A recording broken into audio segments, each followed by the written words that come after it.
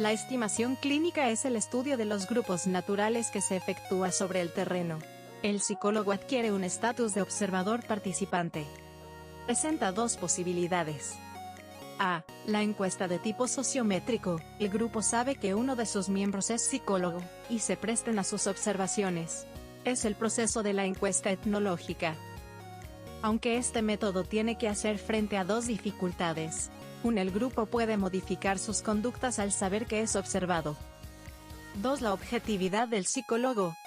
Esta última se previene adoptando las técnicas de observación limitadas, estandarizadas y cuantitativas. B. La observación participante. El grupo ignora la presencia del psicólogo en su interior. Es decir, está ahí por casualidad. El psicólogo aprovecha para hacer observaciones de los grupos muy cerrados, generando una monografía.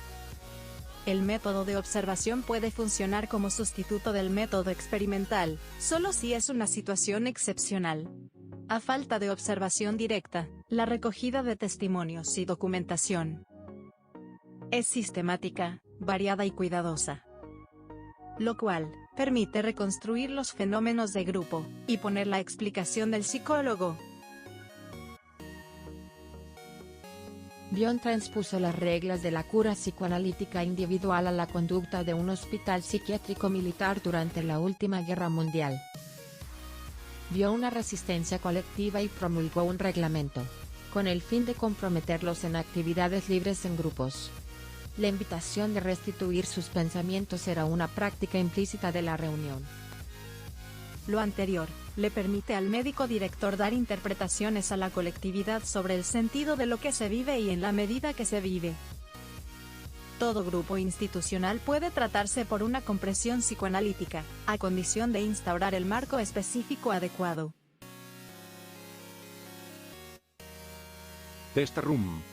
Se trata de un laboratorio instalado sobre el terreno, en las condiciones habituales de trabajo para los obreros. La encuesta sobre el terreno y la experimentación del laboratorio están mezcladas. La experimentación desencadenó la investigación activa en razón del espíritu clínico de los encuestadores. La discusión libre en grupo, seguida de una decisión colectiva, se declaró más eficaz que la decisión jerárquica. 4 niveles de explicación en psicología social. 1. Las dinámicas interindividuales pero intrasituacionales. 2. El efecto de las posiciones sociales en una interacción de situación. 3. La intervención de creencias generales. 4. Una característica importante del trabajo experimental es la posibilidad de articular diferentes niveles de análisis en una misma investigación.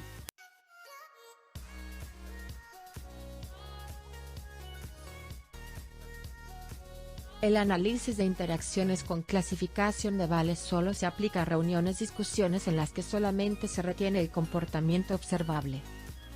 Cuenta con 12 categorías, las cuales son reacciones positivas. Solidaridad, la cual anima, ayuda, valora a los demás. Distinción, pretende disminuir la tensión. Acuerdo, comprende y acepta tácitamente. Respuestas. Da sugerencias, indicaciones respetando la libertad del otro. Da opinión, expresa sus deseos. Da una orientación, clarifica y confirma. Preguntas. Pide una orientación de información y confirmación. Pide una opinión de evaluación, análisis. Pide una sugerencia en los medios de acción posible. Reacciones negativas. En el desacuerdo se rechaza pasivamente. En tensión se retira de la discusión. Y en antagonismo denigra a los demás y se afirma a sí mismo. Se analiza el comportamiento del emisor de cada comunicación, incluyendo las relaciones emitidas por cada sujeto, en dirección de cada uno de los demás, en dirección del grupo en general. Esto quiere decir que cuando un individuo tiene un estatus más elevado en el grupo, emite más y recibe más. Los experimentalistas lo encuentran pesado para manejar, pues no están interesados en todo lo que sucede o podría suceder en el grupo. Ellos se interesan en el efecto sobre la comunicación de variables experimentales limitadas. A los clínicos les molesta una guía a priori, en esta se corre el peligro de dejar escapar un momento importante del fenómeno en cuestión. Estos prefieren ser receptivos, mantienen una actitud de presencia y disponibilidad definida por Freud como atención flotante. La atención flotante implica, de parte del profesional, la supresión momentánea de sus prejuicios conscientes y de sus defensas inconscientes. Debe haber una suspensión, tan completa como sea posible, de todo lo que habitualmente focaliza la atención, prejuicios, inclinaciones personales, incluso los mejor fundados supuestos teóricos.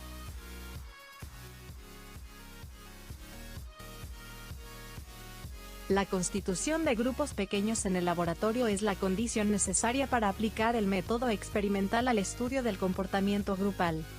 Si las cualidades de un individuo aislado con la de individuos que trabajasen a la vista y conocimiento unos de otros ya sea en equipo. Una secundaria intención doctrinal es la de saber si el trabajo en grupo es superior o no al trabajo individual. Los trabajos no estudian el grupo pequeño por el mismo, sino el tratamiento como una variable independiente en el que se estudia la permanencia sobre el comportamiento de un individuo. El grupo está considerado como una totalidad dinámica que determina el campo de fuerzas en el fondo del cual producen los fenómenos de influencia. La tarea dada a los sujetos no tiene importancia, punto y coma, es un pretexto para que el grupo funcione. La experimentación ya no es titubeante, ya sigue un esquema hipotético deductivo. De la teoría dinámica del grupo ya se deduce que tal modificación de la variable independiente que es un fenómeno de grupo ejercerá tal consecuencia sobre la variable dependiente siendo este también un fenómeno de grupo. Esto hace variar la tasa de agresividad, y por ello el clima social del grupo. Es por eso que los individuos que están integrados a un grupo experimental reaccionan por resistencias, por una actitud no natural de expectativa reservada. Modifican su comportamiento al momento de sentirse observados no solamente con el experimento sino también con los mismos compañeros. Pues lo que está en juego en un grupo experimental, y lo que está en un grupo real no se sitúan en el mismo plano. Para el real siempre se espera que mejore su estatus social.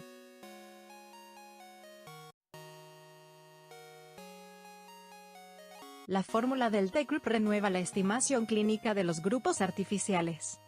Ausencia de vínculos anteriores entre los participantes. Diversidad. Número óptimo de participantes, entre 8 y 12. Obligación de intercambios verbales y la libertad completa de intercambios.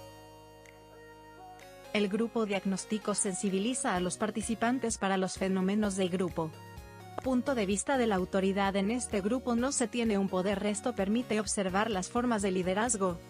De la comunicación se marcan las dificultades que existen en la comunicación dentro del grupo. Desde las afinidades en este se ponen al día con el trabajo del grupo. Entre los años 1955 a 1956 se introduce este método, y su objetivo era la concentración y el entrenamiento. La regla de la abstinencia. Se extiende a todas las actividades destinadas a los intercambios verbales durante las reuniones y las relaciones sociales, también de tener conversaciones privadas con tal o cual de ellos. Regla de la discreción. Aplicada a los psicoanalistas como a los participantes, definiendo un límite entre el grupo y el exterior. Si se habla con el exterior de lo que sucede en el grupo debe hacer en el anonimato.